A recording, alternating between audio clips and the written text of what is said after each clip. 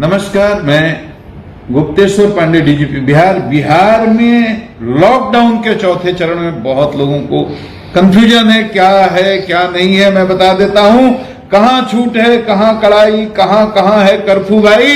ये सबको जानना चाहिए कि लॉकडाउन के चौथे चरण में भी आम आदमी को उसी संयम और अनुशासन में रहना है जैसे आप पहले से रहते आए हैं। पहले के सारे आपके नियम मालूम है, वो सब नियम वैसे ही रहेंगे कि 4 चक्का में नहीं चलना है, मोटरसाइकिल पर 2 आदमी को नहीं चलना है, बिना पास के नहीं चलना है, वो सारे नियम हैं। लेकिन धीरे धीरे थोड़ी छूट दी गई है। अब बहुत सारी दुकानें खुल जाएंगी, कपड़े की दुकान, ड्राई क्लीनिंग की दुकान, फर्नीचर की दुकान, बर्तन की दुकान, साइकिल की दुकान, स्पोर्ट्स की दुकान, उसी तरह से किताबों की दुकान, चश्मा की दुकान, स्टेशनरी की दुकान, इलेक्ट्रॉनिक्स की दुकान, इलेक्ट्रिक की दुकान, राशन की दुकान, बहुत दवा की दुकान, बहुत सारी दुकानें इसमें से पहले भी खुली हुई है। जिला प्रशासन तय कर लेगा कहाँ किस तरह की दुकान की किस इलाके में कितने देर तक क्या खुलने की जरूरत है, और जिला प्रशासन अपने हिसाब से इन दुकानों को खुलेगा। लेकिन आप लोगों को अपने निकट के दुकान में जाना है। पटना सिटी का आदमी आसियाना में मार्केटिंग करने नहीं जाएगा, आसियाना का आदमी कंकड़बाग की दुकान में नहीं जाएगा। लेकिन दुकानों को याद रखिए, केवल 11 बजे से 4 बजे तक ही जाना है आपको, और सोशल डिस्टेंसिंग का पालन करते हुए, मुंह में मास्क लगा करके। दुकानों में भी जो बेचने वाले हैं, दुकानदार हैं, सेल्समैन हैं, मुंह पर मास्क लगा कर रखेंगे, सैनिटाइजर का प्रयोग करेंगे, सोशल डिस्टेंसिंग के नियमों का पालन करेंगे 11 से 4 बजे तक।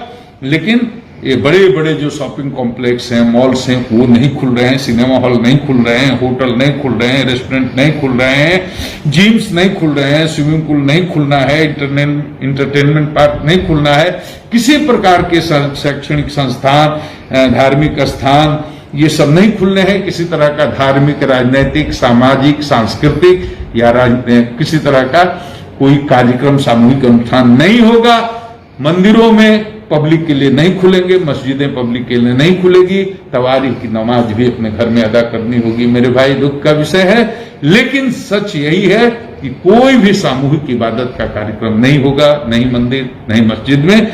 इसी तरह से परिवहन के बारे में, ऑटो चलेगा कि नहीं, रिक्शा चलेगा कि नहीं, इसके बारे में, बस चलेगी कि नहीं, बहुत लोगों को कंफ्यूजन है। परिवहन विभाग अलग से आदेश निकाल रहा है, आप सबको पता चल जाएगा। फिलहाल व्यवस्था ये है कि ट्रेन से जो स्पेशल यात्री आ रहे हैं, स्पेशल ट्रेन से जो यात्री आ रहे हैं, वो अपने आवागमन के लिए ओला को, उबर को, किसी टैक्सी को स्टेशन से घर तक जाने के लिए उपयोग कर सकते हैं। टैक्सी में 2 से अधिक आदमी नहीं बैठेंगे। बाकी विस्तृत आदेश निकलने वाला है, उसकी आप प्रतीक्षा कर लें। और ऑफिस सारे खुल गए हैं, सरकारी भी, प्राइवेट भी।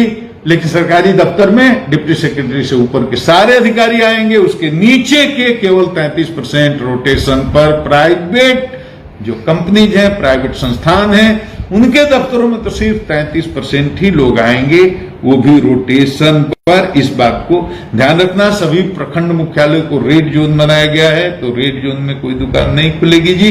कंटेनमेंट एरिया में तो कोई एक्टिविटी जैसे पहले नहीं होती थी, वैसे अभी भी नहीं होगी।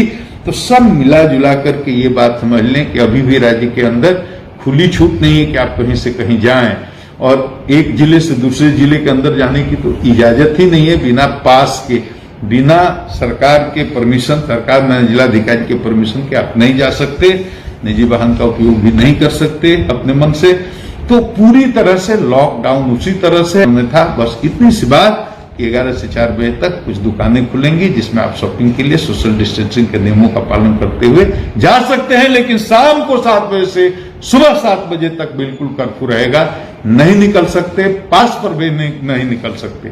केवल सरकारी अधिकारी जो इस लॉकडाउन में काम करते हैं वो, या आपातकालीन इमरजेंसी एसेंशियल सर्विसेज से संबंधित लोग, वही जा सकते हैं। बाकी आम आदमी के लिए 7 बजे शाम से सुबह 7 बजे तक कर्फ्यू है। तो लॉकडाउन के चौथे चरण का सार यही है।